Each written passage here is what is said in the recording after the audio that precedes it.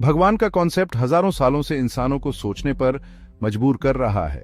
अलग अलग कल्चर्स और हिस्ट्री में सिविलाइजेशंस ने एक हायर पावर के आइडिया को समझने की कोशिश की है। भगवान को एक सुपरनैचुरल बीइंग माना जा सकता है, जिसे अक्सर अमर और नेचर और ह्यूमन डेस्टिनी पर पावर रखने वाला माना जाता है। डीटी एक ब्रॉडर टर्म है जिसमें कोई भी बीइंग शामिल है जिसे डिवाइन माना जाता है, भले ही उसे वो स्पेसिफिक एट्रीब्यूट्स न हो जो अक्सर एक सिंगुलर गॉड को दिए जाते हैं। हिस्टोरिकल कॉन्टेक्स्ट का मतलब है किसी इवेंट, आइडिया या बिलीफ के आसपास के सोशल, पॉलिटिकल और कल्चरल सर्कमस्टेंसेस। रिलीजियस बिलीफ्स के हिस्टोरिकल कॉन्टेक्स्ट को समझना बहुत जरूरी है, ये समझने के लिए कि कुछ सोसाइटीज ने भगवान के आइडिया को क्यों अपनाया या रिजेक्ट किया। एंशिएंट सिविलाइजेशंस अक्सर पॉलिथिस्टिक होती थीं, यानी वो बहुत सारे देवी देवताओं को मानते थे। उदाहरण के लिए इजिप्शियंस के पास डीटीज का एक कॉम्प्लेक्स पैंथियन था, हर एक लाइफ, डेथ और आफ्टर लाइफ के अलग अलग पहलुओं के लिए जिम्मेदार था। ग्रीक्स के पास भी एक समृद्ध मिथोलॉजी थी जो ज़्यूस, हेरा और पोसाइडन जैसे देवताओं से भरी हुई थी, जिनके बारे में माना जाता था कि वे ह्यूमन अफेयर्स में इंटरफियर करते हैं। मेसोपोटामिया में मार्दुक और इश्टर जैसे देवता डेली लाइफ का हिस्सा थे। उनका फेवर रिचुअल्स और ऑफरिंग्स के जरिए मांगा जाता था। ये सोसाइटीज देवताओं को पावरफुल और अनप्रिडिक्टेबल दोनों मानती थीं। उनके एक्शंस उनके आसपास की दुनिया को शेप करते थे। मोनोथीज्म का इमर्जेंस रिलीजियस थॉट में एक बहुत बड़ा बदलाव था। जुडाइज्म, उसके बाद क्रिश्चियनिटी और इस्लाम ने एक सिंगल ऑल पावरफुल गॉड के होने की बात कही। इस भगवान को अक्सर यूनिवर्स के क्रिएटर और अल्टीमेट मॉरल अथॉरिटी के रूप में पोर्ट्रे किया गया था।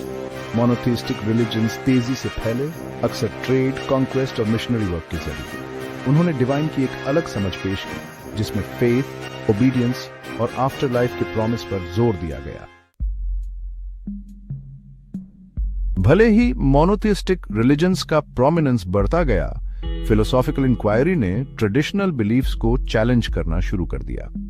सोक्रेटिस, प्लेटो और एरिस्टोटल जैसे एंशिएंट ग्रीक फिलोसोफर्स ने रियलिटी, नॉलेज और डिवाइन की नेचर के बारे में सवाल उठाए। हालांकि उन्होंने भगवान के अस्तित्व को पूरी तरह से नकारा नहीं, लेकिन उन्होंने दुनिया को समझने के लिए रीजन और लॉजिक पर जोर दिया।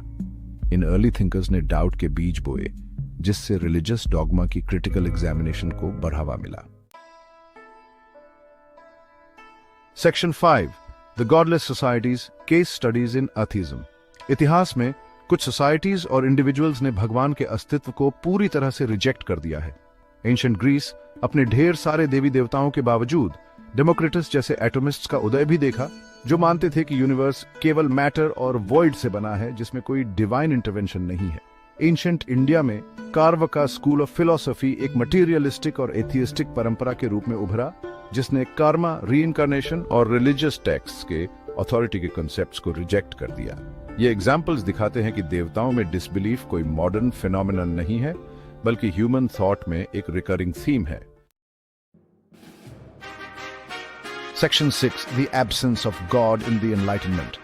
एनलाइटनमेंट 17th और 18th सेंचुरीज का एक इंटेलेक्चुअल और कल्चरल मूवमेंट ने ट्रेडिशनल रिलीजियस अथॉरिटी के प्रति स्केप्टिसिज्म को और बढ़ावा दिया।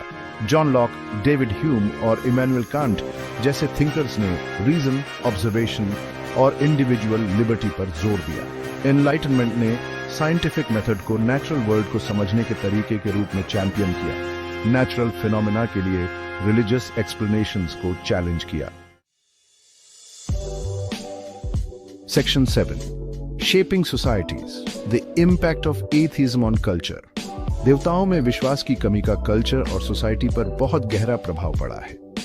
रिलीजन द्वारा प्रदान किए गए मॉरल फ्रेमवर्क के बिना सेक्युलर एथिकल सिस्टम्स का उदय हुआ है, जो ह्यूमन रीजन, एम्पैथी और हैप्पीनेस की परस्यूट पर जोर देते हैं। आर्ट, लिटरेचर और म्यूजिक ने एग्जिस्टेंशलिज्म, ह्यूमनिज्म और एक गॉडलेस यूनिवर्स में मीनिंग की तलाश के थीम्स को एक्सप्लोर किया है। एथिज्म ने पॉलिटिकल मूवमेंट्स को भी प्रभावित किया है, चर्च और स्टेट को अलग करने और पब्लिक लाइफ में सेक्युलर वैल्यूज को बढ़ावा देने की वकालत की है। Section 8, a world without God, the perspective of secular humanism. Secular humanism एक डीटी में विश्वास के बिना एथिकली और मीनिंगफुली जीने के लिए एक फ्रेमवर्क प्रदान करता है। यह ह्यूमन रीजन, कंपैशन और हर व्यक्ति की इनहेरेंट वर्थ और डिग्निटी पर जोर देता है। सेक्युलर ह्यूमनिस्ट्स ह्यूमन प्रॉब्लम्स को रीजन और एविडेंस बेस्ड सॉल्यूशंस के जरिए सुलझाने में विश्वास करते हैं। वे शेयर्ड ह्यूमन वैल्यूज के आधार पर एक मोर जस्ट और इक्विटेबल वर्ल्ड बनाने का प्रयास करते हैं।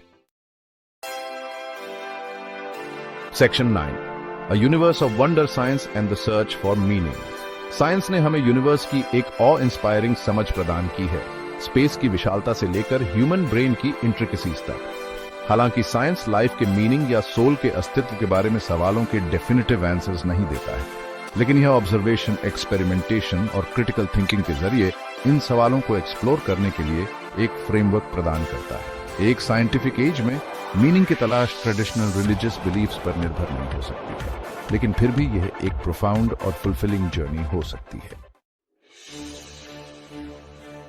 Section 10, the ongoing dialogue, religious critics and counter arguments. Belief और डिसबिलीफ के बीच का रिश्ता कॉम्प्लेक्स है और अक्सर टेंशन से भरा होता है।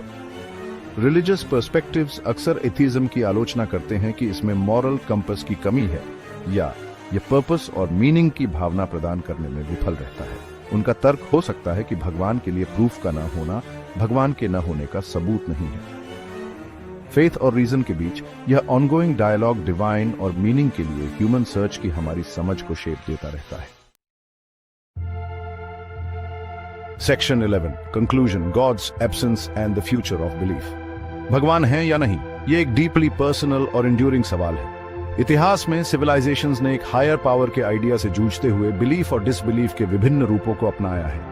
एंशिएंट सोसाइटीज के पॉलीथिज्म से लेकर मोनोथिज्म के उदय और एथियस्टिक फिलॉसफीज के इमर्जेंस तक डिवाइन के साथ ह्यूमन रिलेशनशिप फेथ और डाउट दोनों से चिह्नित रहा है। जैसे जैसे हम यूनिवर्स और उसमें अपनी जगह को एक्सप्लोर करना जारी रखते हैं, गॉड्स और उनके एब्सेंस का सवाल निस्संदेह खुद को और अपने आसपास की दुनिया की हमारी समझ को शेप करता रहेगा।